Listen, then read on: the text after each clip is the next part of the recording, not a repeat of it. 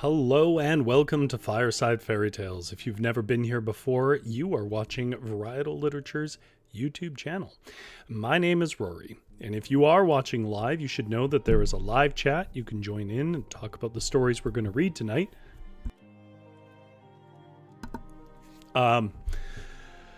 Which is growing a little crop of potatoes right now. I see GS, Uncle Kitty, Tammy Morelli, and Jump Store. Good to see you folks in the chat. Of course, if you just want to lurk in the background or you're not watching live, that's just fine. But if you are not watching live, you should know that down in the description below, there are timestamps for the stories that we're reading tonight, and you're more than welcome to jump ahead to whichever one interests you the most.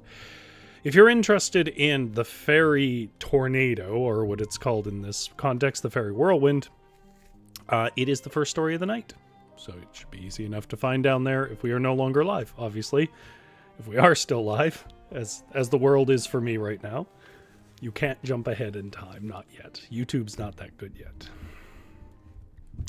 Jumpstore says, I'm here. I was putting my custard in the fridge. Oh, do you do it like old school where you temper the eggs and pour it in? Or is this like a mix? Because, man, did I have some scrambled, tasty custard with terrible texture in my life. The day that I got a sous vide was the day where custard became a more feasible option.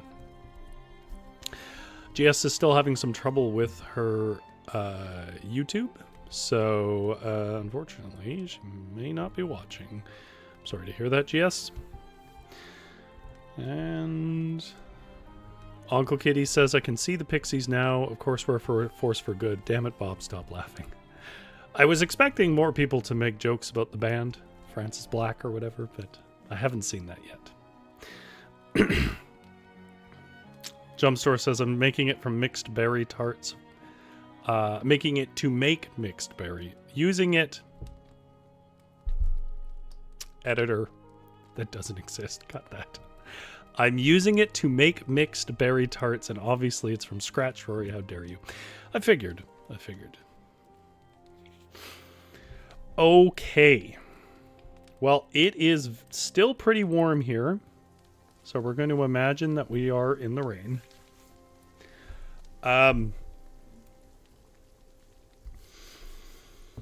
Yeah, tonight's show is reading old folklore and fairy tales. If you've never been here before, that's what we do.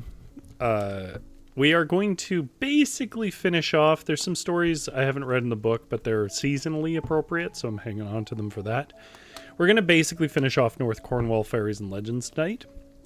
We've been reading it more consistently than usual in the last couple of months. Normally I try to break these things up more, but I just was in the mood for it. It's lighter fare than we normally do, so it's not as weird as folklore gets. If you're really into the bizarre end of folklore, I definitely have a lot of streams you could observe. Anyhow,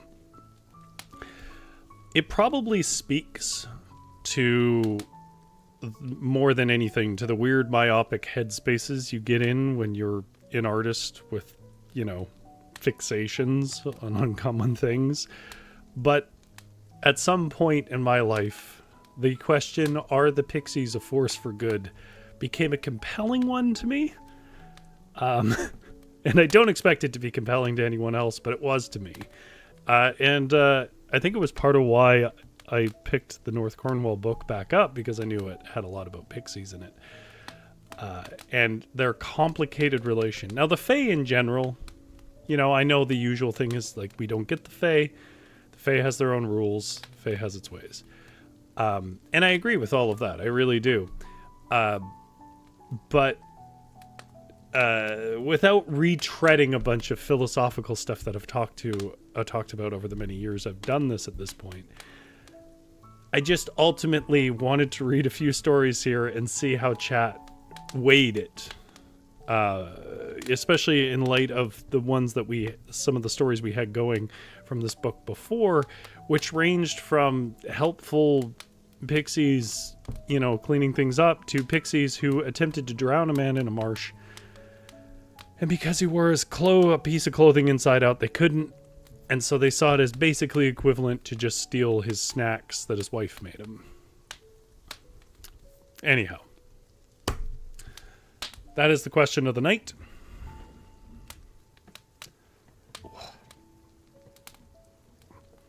Are the Pixies a force for good?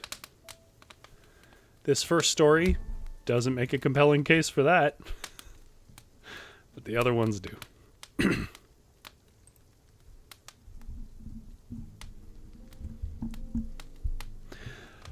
Our first tale of the night comes to us from North Cornwall Fairies and Legends. And it is the tale, The Fairy Whirlwind. And it is definitely our darker one for the night. A young married woman who was very pretty lived with her husband in a sweet little cottage by the sea. The cottage was cob-walled and had a small flower garden in its front, which was a picture in the early springtime with periwinkles and gillyflowers, and in the summertime, roses and hollyhocks.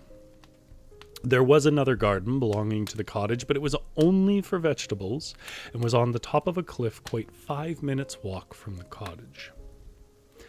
This young wife and her husband, who was a wagoner, had one little child a few months old. The child was very dear to them both, and they thought she was the sweetest and most beautiful baby in all the world. And the fairies must have been quite of the same opinion, as you will see. One afternoon, the young wife was about to make an Irish stew for her husband's supper when she found she had not enough potatoes in the house to make it. As she took her sunbonnet from its peg to go up to the cliff garden to dig some up, her baby, who was lying in the wooden cradle, puckered its little face and began to cry. Wow, wow. "I believe the darling knows I'm going out," cried the fond young mother. "I can't leave her here all by her little self. I must take her with me." And when she had put on her bonnet and a basket for the potatoes on her arm, she lifted the baby out of the cradle and took her with her to the cliff, fondling the little dear thing and talking to it as she went. Now when she had reached the cliff gardens, she stood on the edge of the cliff with her flaxen-haired babe in her arms, looking out over the sea.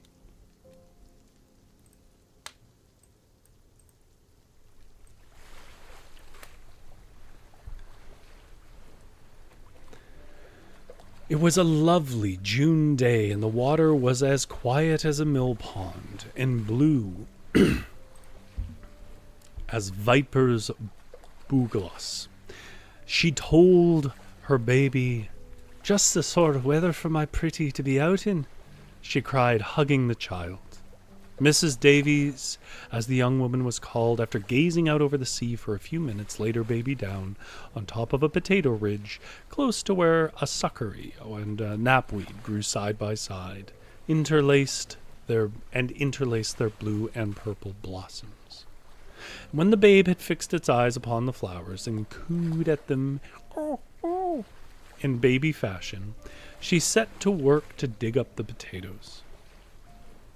She had not been digging very long when she heard a curious noise behind her, like the soft wind in trees. But there were no trees in the cliff garden, and not wind enough to move even the potato leaves. So she dropped the bittocks, a sort of shovel, to see what it was that made so strange a sound. And as she dropped it, she was caught in a whirlwind. A fairy whirlwind, she said it was, which hurled her round and round like a whirligig. And as she whirled, she enveloped in a cloud of fine grey pilum or dust, and she could not see anything beyond her nose. And when the whirlwind went away, it vanished as suddenly as it came. She found herself close to the edge of the cliff, ever so far away from her baby. Fearing she knew not what for her child, she ran over to see if it was quite safe, and to her horror, there where her own fair little baby had lain, she saw a dark, wizen little creature, with face wrinkled all over like an old woman's. "That is not my little maid," she shrieked. "It's a changeling! The wicked little people envied us, our little beauty, and have stolen her away, and left one of their ugly brats in her place. They raised a fairy whirlwind to hide from me what they were doing, the wicked, wicked little things." Mrs. Davies never knew how long she stood staring down in hopeless misery upon the ugly babe the small people had left there on the potato ridge in place of her own. But in the end she took it up in her arms and carried it down to the cottage. Her husband was at home by this time, wondering what had become of his wife and child, and you might have knocked him down with straw when she poured out her woe to him, and showed him the ugly dark babe the fairies had exchanged for their own beautiful babe. "What must I do with it?" she asked piteously, when her husband turned away from it with grief in his eyes and sorrow in his heart.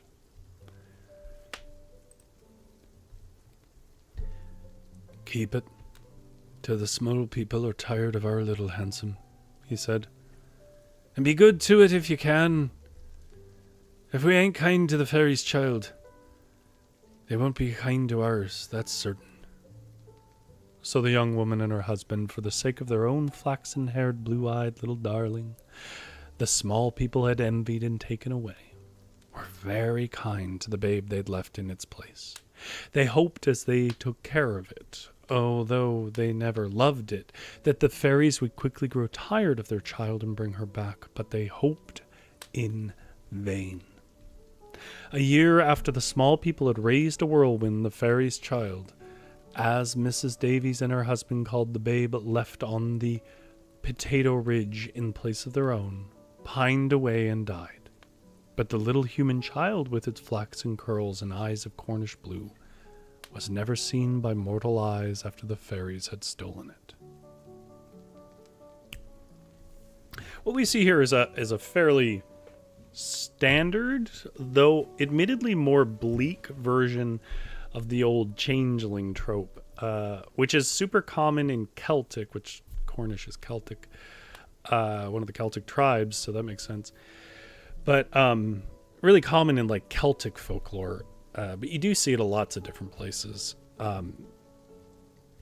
The idea being that the Fae sort of force you to take care of their horrible little babies. Usually they look like old people. Sometimes they even sort of talk in what is said to be like an elder man's voice. But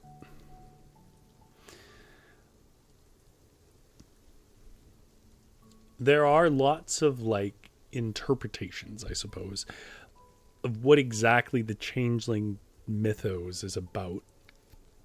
One that's popular, I don't really know where I land on this, but one popular interpretation in modern times is that it was a sort of way of explaining some of the neurodivergent traits that show up in young babies. So, the babies tend to be just sort of babies for their first year of their life, and then around 2 or 3, if they have some sort of very obvious neurodivergence, it tends to show up in those years.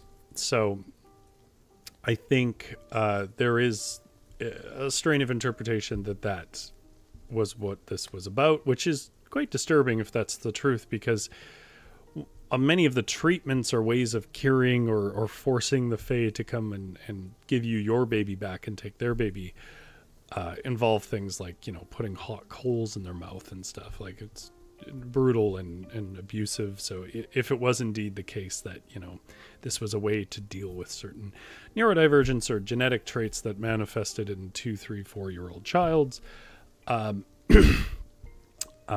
children then, did their tales of abuse for something that they couldn't. I don't know how much I buy that interpretation, to be honest. I think there's probably some truth to it, but the descriptions of it seem more, as GS says, like Exorcist baby. I think it probably comes more from a place of just fundamental fear. A fear of losing your child in some way, a fear of your child one day simply being something you don't recognize. I think that's a fairly old fear. It's the anxieties of parenthood, I guess. But to be honest, This is all just sort of conjecture on my part. But I didn't want to mention it because it is a popular thing. Jumpstore says, I'm autistic, so I guess I'm actually a Fae changeling. Well, that's fun. Anyhow, if you have an opinion on the matter, feel free to share it. Lizzie Rose seems to have one and says, I've also heard that changelings were a way to cope with neurodivergence and or stuff like Down syndrome. Yes. As a neurodivergent person myself, I totally buy this. Honestly, feel like I'd be more at... Unfortunately, the message cuts off. It'll probably come in a minute. At home with the Fae than with humans. I do think there's probably truth to it. I guess my view is that, like, I feel like it's not... Folklore is never quite that specific, right? Like, I get the impression that folklore tends to speak to more, like, universal human emotions, of which discovering that your child is not developing in the way that you expected is one such fear, but I think it probably encompasses a lot of fears. This story honestly reads, you know, to me, like a mother whose baby wandered off a cliff and she just couldn't handle the responsibility for it, right? Like, feared the blowback for that, or whatever the case may be. That's my personal interpretation of the story. It's folklore. You interpret it how you choose. Get from it what you need. Okay.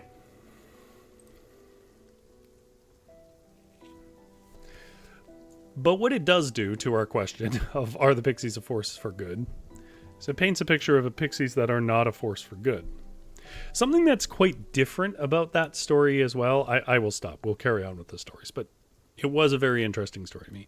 There's two things that are quite different. In most changeling tales, you do something and you get your kid back. They are correct in that, you know, in most folklore, you take care of the changeling child, and as long as you're not cruel to their child, they're not cruel to yours. Like, that's a really common sort of theme. You know, they beat the child and you discover your child was beaten or whatever else. But it's weird that they don't get it back. It's weird that they did the right thing and they don't get it back.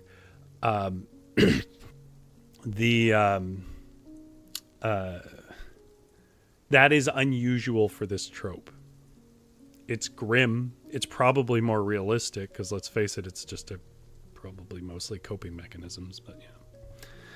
Lisa Rose says, I like your interpretation too, Rory.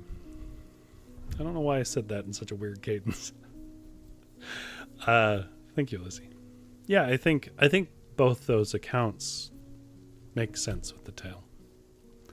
Perhaps the Pixies lost the kid and didn't want to explain. I mean, maybe. They are impulsive creatures. Okay, enough babbling. Let's see a story that's a little more mixed, where the Pixies are doing things we don't understand, but you could argue that it's a force for good, but then, again, like, you infringe on weird rules and they do weird things.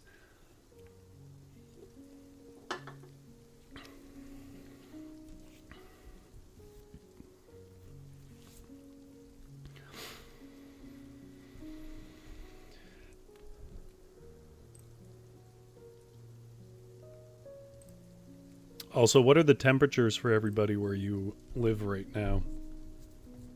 Keeping in mind that I barely understand Fahrenheit, and I'm sure most of you are going to answer in Fahrenheit. Our next tale is called The Piskeys Who Did Aunt Betsy's Work.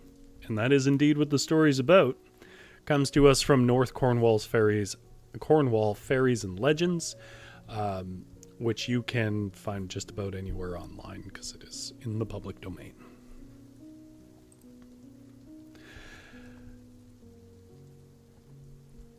In our great-great-grandmother's day, people very seldom went away visiting, and when little Nanny Sando received an invitation from her Aunt Betsy, great aunt really, who lived quite 20 miles from her home on a lonely moor near Liskeard, there was great excitement in Nanny's home.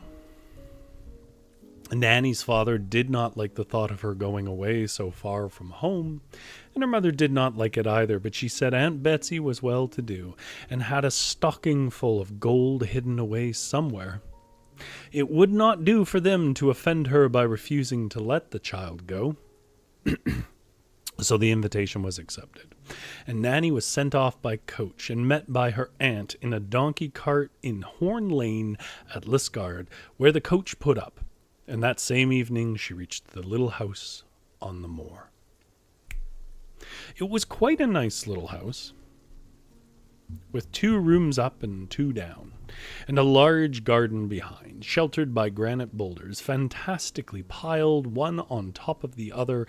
In front of the house were the moors, which, at the time Nanny came to stay with her aunt, were gorgeous, with a bloom of heather and other flowers. I don't know if you folks have ever seen a bloom of heather. It's not super common where most of us come from, but it is quite pretty.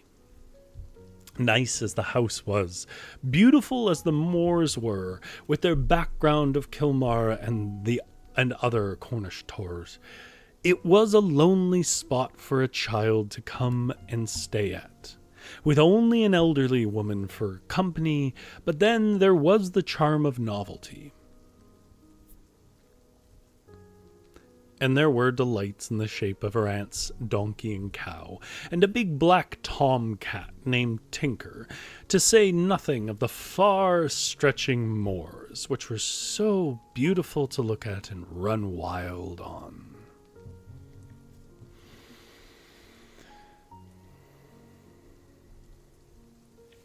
When Nanny was leaving to go and stay with Aunt Betsy, her mother, with a view to possessing some of the old lady's golden hoard someday, told her little daughter to be very attentive to her aunt. "Get up when she does," she said, "and help her do her work, and make yourself very useful." And the child said she would. Nanny, when she was going to bed on the evening of her arrival, remembered her mother's injunction and said to her aunt, "Please, call me when you get up. I want to help you clean up the house place." But the old woman did not call her grandniece and let her stay in bed till breakfast time. And when the child came down, she found all the work done and everything clean and shining. "You never called me, Aunt Betsy," said Nanny reproachfully. "Mother did so want me to help you." "Did she?" cried the old woman sharply. "Well, if your mother told you to help me, she had motive for it. I know your mother's little ways." "She said you were getting up in years, and that the young should spare the old as much as they could." "The dear little brown Piskeys spare my old age," said the old woman, looking at the child. "They come in and do my work before the world gets up." "The Piskeys?" cried the child. "Who are the Piskeys? Never heard of them before." "Oh, you must be a very ignorant little girl to not have heard tell of the Piskeys," cried Aunt Betsy, lifting her hands in surprise. "They are dear little people who take strange likes and dislikes to human beings, and if they happen to like people very much, they come into their house and they do their work for them. They have taken quite a fancy to me and come into my house every night and clean up the house place, polish the candlesticks till they shine like gold, and scour the pots and pans, and wash and clean everything that wants cleaning." "Oh, how very kind of them," said Nanny. "They must be dear little people. I do wish I could see them doing your work, Aunt Betsy. It would be something to tell Father and Mother when I go home." "Oh, I don't expect you will have the good fortune to see the Piskeys," said the old woman. "They are invisible men and women, and nobody ever sees them unless they happen to be pisky-eyed. As you have never heard about these dear wee folk till now, 'tis quite certain you have not the gift." Are you Pisky-eyed Aunt Betsy? Asked Nanny eagerly. Her aunt did not answer, and told her little grandniece to sit up at the table and eat her breakfast. The child was too full of the little people to eat much breakfast, which I get what that sentence means, but it's a very weird way to put it. It sounds like she ate them. And the more she thought about them, the more anxious she became to see those dear wee folk who were so very kind to her Aunt Betsy. The next morning, Nanny got up ever so early with the hope of seeing the Piskeys. But early as it was, Aunt Betsy was down before her. The work was all done and the table laid for breakfast, as it was on the previous day.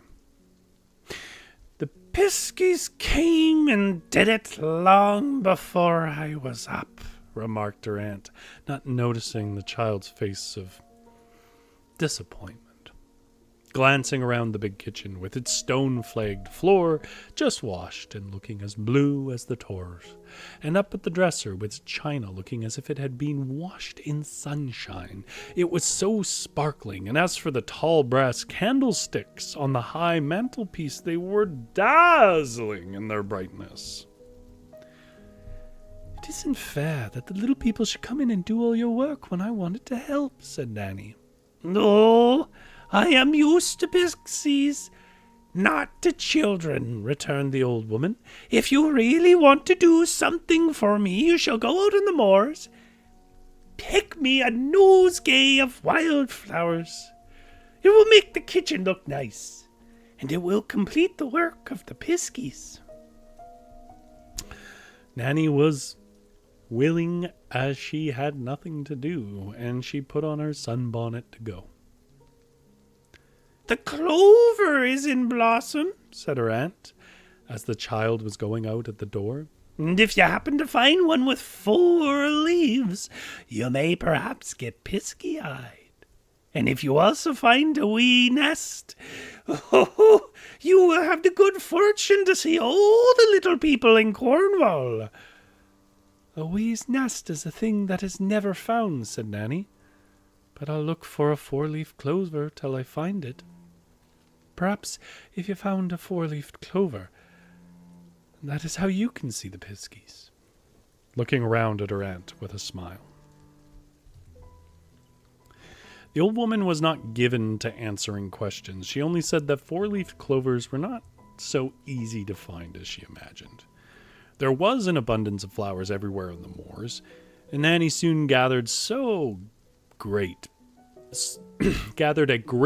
big nosegay. But although she looked for a 4-leafed clover, she could not find one.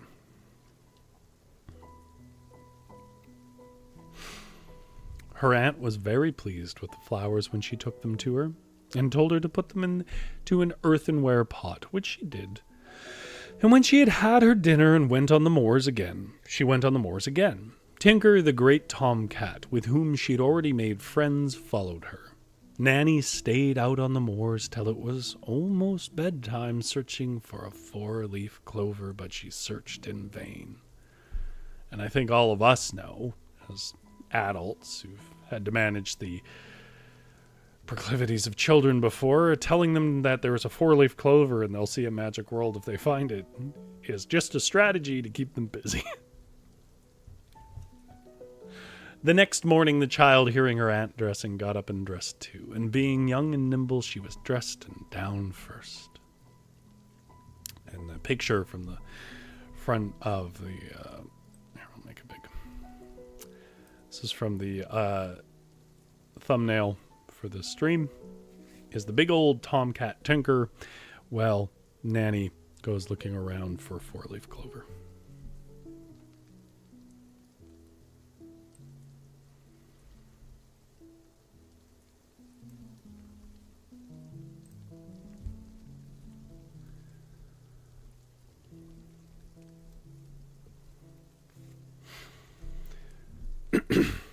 Uncle Kitty says, Mr. Tinker is a black cat. Yes, he is. When she got to the kitchen, she heard the clatter of pans and a tripping to and fro of tiny feet. And little bursts of laughter from the big Spence at the upper end of the kitchen, but she saw nothing living except Tinker, the cat, cleaning his face in front of the fire. And then she heard the patter of small feet going towards the kitchen door.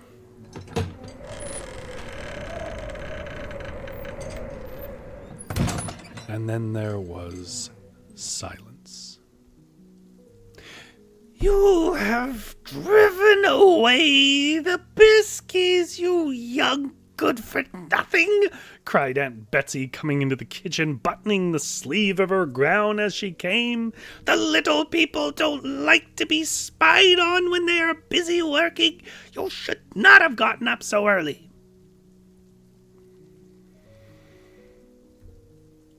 The old woman seemed as much put out as the Piskeys, and she flew round the kitchen doing the work the small people had left undone, and would not allow Nanny to help at all, not even to lay the cloth for breakfast. After breakfast, the child, in order to put her aunt in a better mood, went out on the moors to get another nosegay of wild flowers, and she gathered one of every sort she could find. As she was picking, Tinker, the cat, who had followed her again to the moors, put his paw on a clover and meow, meow. And, fearing a bee had stung him, she looked to see, and was quite close to his paw was a white four-leafed clover. I shall be able to see the Piskeys now, said Nanny joyfully, and she and Tinker returned to the house. Aunt Betsy was out at the back looking for a hen who had stolen her nest, and she did not come in till dinner time. Nanny amused herself meanwhile in arranging the flowers, and when she had done that to her own satisfaction, she passed the four-leaf clover over her eyes 3 times. And looked around the kitchen to see what she could see. Well, she saw nothing unusual, but she thought she saw a tiny brown laughing face peeping round the kitchen door. And when Aunt Betsy came in from watching the hen, the child told her she had found a four-leaf clover, thanks to Tinker. Her aunt looked at her queerly and asked her to show the clover with which she had found, and when she saw it, that it was a four-leafed one, she only said, But you have not yet found the wee's nest. You must not expect to see the dear little brown Piskeys unless you do.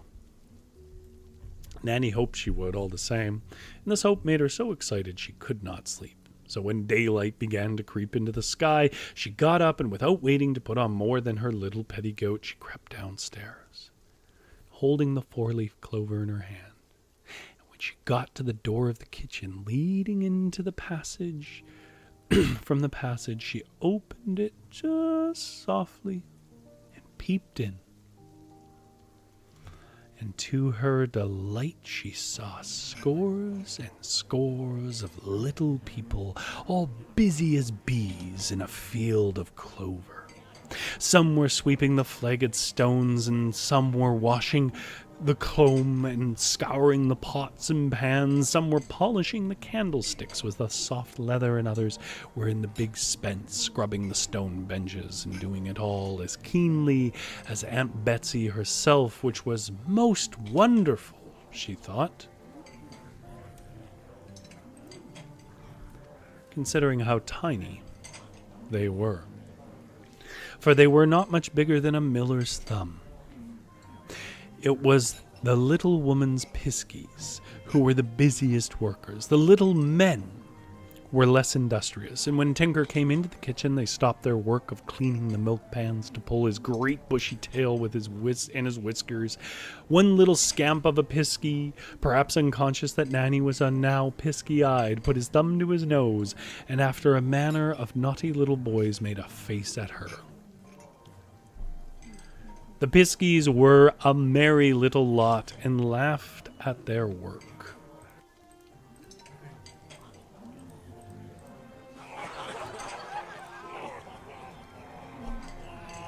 As if it were all play, which perhaps it was, and one little red-capped Piskey danced a hornpipe on the table as several of the companions were about to lay the cloth for Aunt Betsy's breakfast. They stood on the edge of the table waiting for him to finish his dance. And as he did not seem inclined to do this, they caught hold of him by his legs and tickled him. And the little Piskey who was being tickled and those who tickled him looked so comical that Nanny, she couldn't help but laugh, which made them stop and look round. "There's a little maid watching us from the door," said one of the Piskeys in a whisper. "She is pisky-eyed, same as Aunt Betsy, and she will be spying us now. Sure as eggs are eggs. I think we'd better forsake this house and go and do work for some other old woman." And to Nanny's distress they went. Ever after, Aunt Betsy had to do her own work, which made her so cross that she sent poor Nanny home to her parents at the first opportunity she had. And when she died, which was not a great while after, she left her little hoard of gold to those strangers. Nanny's father said, "'Twas a great pity, but that his wife was to blame, for if she had not urged her little maid to help the old lady to do her work with the unworthy motive of having some of her gold, Nanny would never have wanted to see the Piskeys doing Aunt Betsy's work."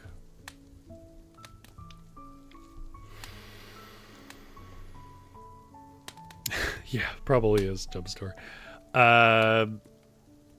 Jumpstore says it's just a strategy to keep them busy. My child self is so upset she never got to see a magical world. You know which one sticks in my mind? This does speak a bit to the generation I'm from, I guess, because I don't think it's very famous outside of certain circles or ages, but was the film adaptation of Secret Garden, which on the whole is not a show about magical worlds.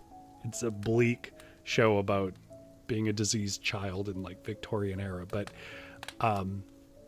it is ultimately about a secret garden that has that kind of magic to it. But the other one I remember, and I have no idea, I think maybe I've seen this movie once, but it's stuck in my head, was the one about, I think they might have even been Cornish.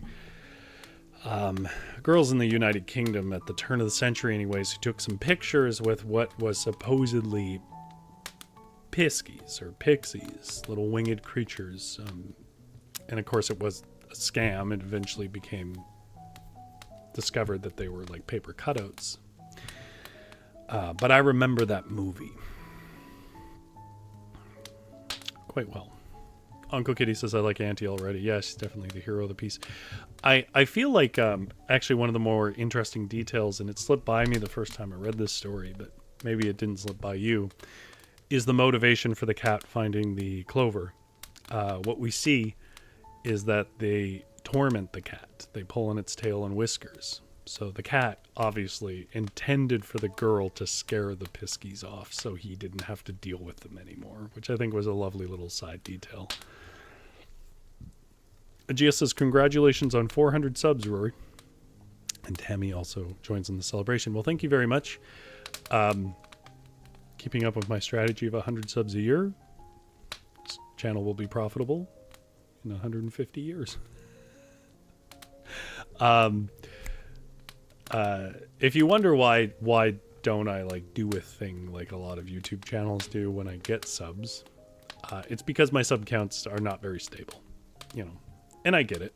People watch a video and they go, "This is neat," and then those videos keep coming up in their feed and they go, "I don't want to spend 45 minutes listening to a guy talk right now. I do enjoy the stories, but I just don't want to make the time investment right now," and then eventually they just stop following. So we've been fluctuating between 390 and 400 for like a month and a half, which is weird. Normally it's not that unstable. But yeah, If you are a newcomer and watching the background, thanks for watching. I appreciate your view. I hope you're enjoying yourself and the stories. We have one more to go.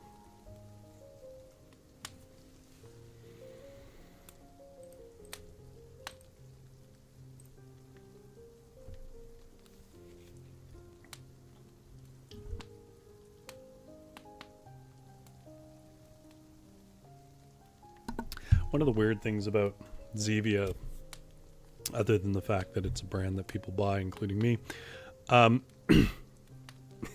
this is called orange soda. And, I mean, it obviously is orange soda, but, you know, does orange soda taste like an orange? Not really. In the same way that, like, grape drink, you kind of accept that it's sort of grape-like, but it really isn't like grape juice or anything like that. It doesn't really, it tastes like orange soda. It doesn't taste like oranges. And I mention this because normally orange soda is technically named for its color, but because Zevia doesn't add any colors, it's clear. So nothing about this is orange. It doesn't really taste like an orange. It's not the color orange. It's just this abstracted, ephemeral concept of orange. And if anybody was ever this deep in the weeds with anything, it's basically the simulacrum of the concept of an orange. If anybody is familiar with what's his name's philosophical works, Simulation and Simulacra. Though I don't know why you would. Actually, I know. You either have a degree in philosophy and maybe know that reference, which is the case for me, or you recognize it as the book that Neo has his hard drive in the beginning of The Matrix, and that's because the Wachowskis supposedly had based their concept of The Matrix on it. Though he was alive, the writer of that book, when it came out, and he wrote an article where he was like, it's a fine movie, but I don't see what it has to do with my ideologies. And I have to agree. I don't think they really understood the work. He points out, the guy who made the original book, Simulation and Simulacra, he points out that it's basically just, The Matrix, as interesting as it is basically just... Think Therefore I Am. I can't think of his name at the moment, which is ridiculous because, you know, there was a time in my life where like every second month you had to write an essay about him. Boy, I got myself off track. It's the heat. When the heat gets going, I am so distractible. This started with Zevia and ended with The Matrix. Let's go back to reading stories.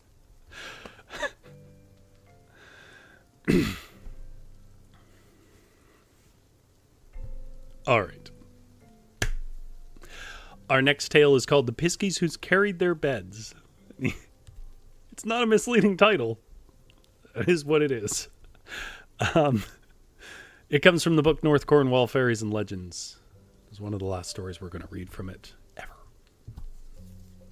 Many years ago, the Piskeys used to dance on a grassy place on the top of the cliffs overlooking New Train Bay in the parish of Padstow.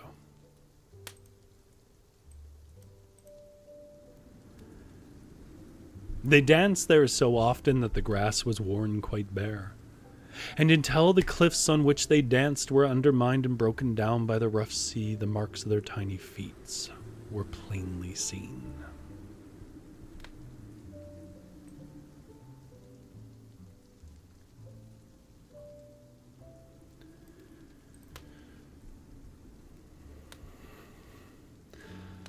Sorry, I saw a question and it has distracted me.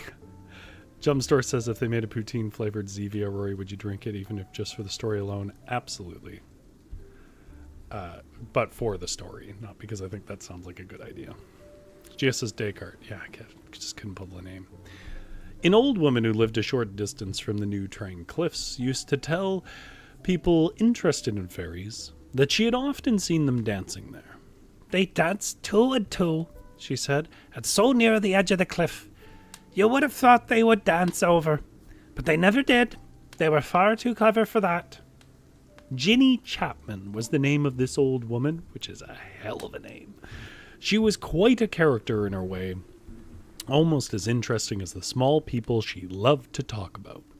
She was a little quick woman with twinkling dark eyes, and whenever she went over to New Train to watch the Piskeys, she wore a black cottage bonnet over her neat Ginny Gook cap and a blue print apron in a quaint little black turnover with a wide border of red cones. This turnover she called a Q shawl, because the cones on its borders were the shape of Q's, she said. It was the great pleasure of her dull, uneventful life to see the Piskeys dancing, which she was simple enough to believe they did to give her pleasure, and she embraced every opportunity to get to the New Train cliffs and watch them. Ginny had watched the small people so often that she knew every one of them by sight and how many there were that danced. They never took any notice of the old woman in the cottage bonnet, the quaint shawl, and blue print apron, watched them dancing near a low stone hedge, green and gold with samphire. And they laughed and talked to each other just the same as if she were not present. They never danced, as far as Ginny knew, except when the moon was high, and they left off dancing when the moon set like a ball of fire over the great headlands. But she did not know where they went after the moon had gone down. One very bright moonlit night in the early autumn, when the Piskey stools were thick on New Train cliffs, old Jenny came again to watch the Piskeys, and when she got there were not any to be seen. She could not understand it. She went and looked at the Piskey stools to see if they were sitting on any of them having a chat, which they sometimes did when they were tired of dancing, but every Piskey stool on the cliffs were unoccupied. As she was wondering what had become of the Piskeys, she heard shrieks of tiny laughters like giggles of kittiwakes coming up the New Train bay under the cliffs, and she hastened down the steep road leading to the bay, and which was romantic looking and almost shut in by tall cliffs, and as fast as her old legs would take her she went.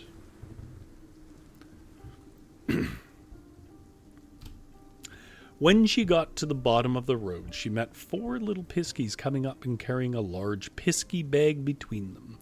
And being very anxious to know what they were doing with the dark brown thing, she said, "Oh, my dear little dears, will you kindly tell me what you're doing with the Piskey bag?" They were evidently too surprised to answer the old woman at once, for she had never spoken to them before, and they stared up at her open-mouthed. "To sleep in when the cold weather comes," answered a Piskey at last. "They are ever so comfortable to snuggle under when the snow is on the ground," said another little Piskey. "Sleep in them, do you?" cried old Ginny, greatly interested. "To think of it now, I expect they are as warm as the blanket weavers weave in their looms at Padstow. But I never knew before you slept in the bags. I thought you kept your money in them." We don't, then," cried the Piskeys, grinning all over their little elf faces, which were almost as brown as the Piskey bag they were carrying. "We use the tiny young bags to keep our money in, not the big ones like this." "Up we go," cried one of the Piskeys to his companion, giving the nearest him a poke in his ribs, and the 4 little brown men began to ascend the steep road, carrying the Piskey bag by its 4 tails and swinging it to and fro, and shrieking with laughter as they swung it. Ginny watched them for a few minutes, and then went down to the pebbly beach, where she saw dozens of little brown men in companies of 4, each company bearing a Piskey bag between them. There was a long string of these little people from the water's edge to where she met, which was about a dozen yards from the foot of the steep road. The little brown men took no notice of her, and swung the bags just as they did the first quartet, seemingly unconscious that she was watching them, and they laughed and joked among themselves as they swung them. and old Jenny followed them up the beach and rowed, and she wondered to herself where they were going to take the bags, but she never knew. For when they reached the top of the cliff where they danced, they vanished. Piskey bags and all.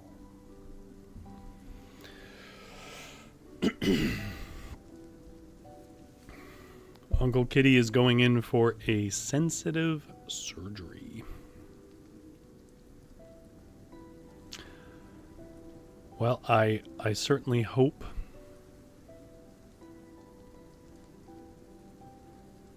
that goes well, Uncle Kitty. Should anything go wrong, just know that it was a delight to have you in my chat, but I think you'll be fine.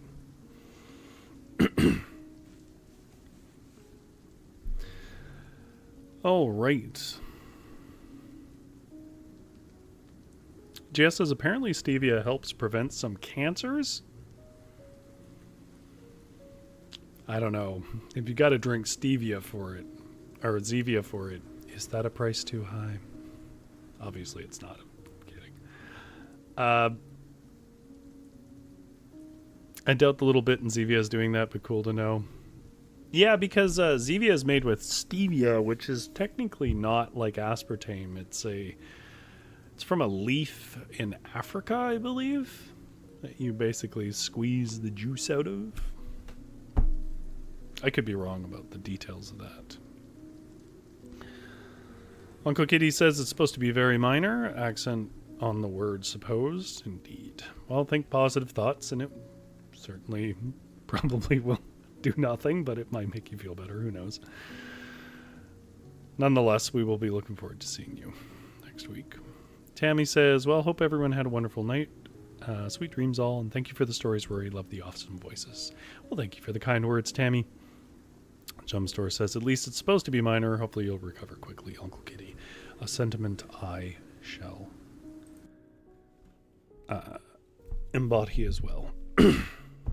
All right.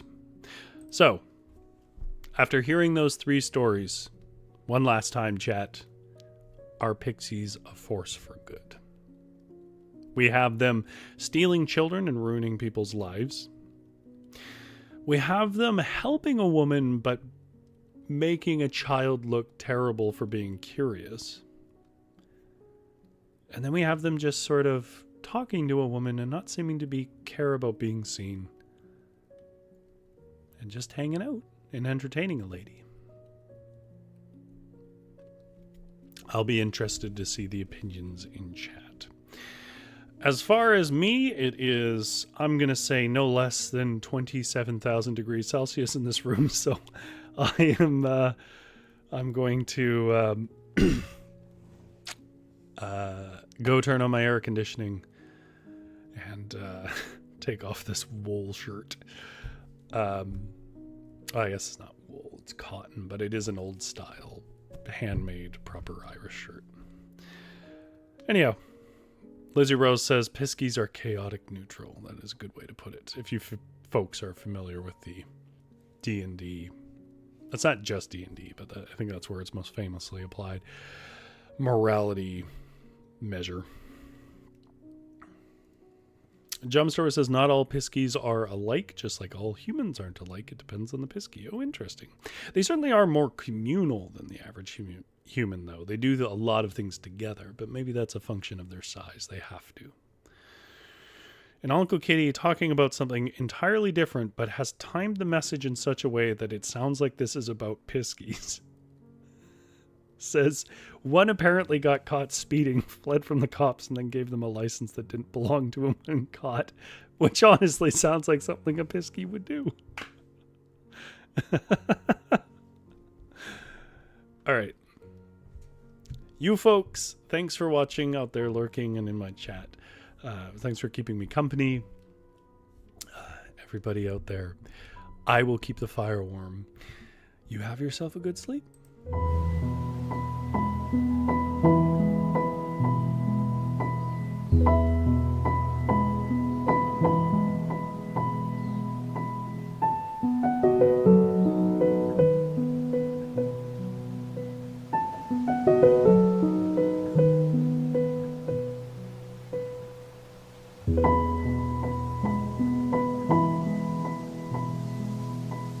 Bye.